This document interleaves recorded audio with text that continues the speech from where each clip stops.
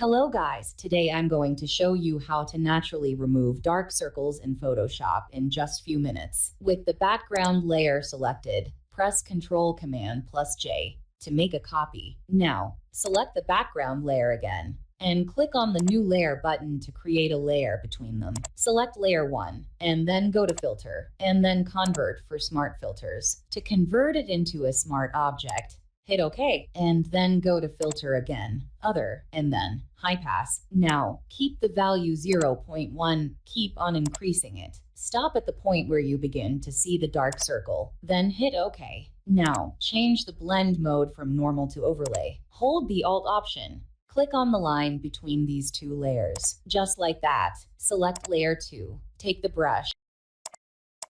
Zoom in to the eye bag, hold the Alt option, sample from the brighter area, then just paint on a darker area. Now, it is too much. Decrease the flow and do the same. Keep on doing it and you will easily, naturally, very nicely, beautifully remove the dark circle. Please like this video and subscribe to this channel for more interesting videos.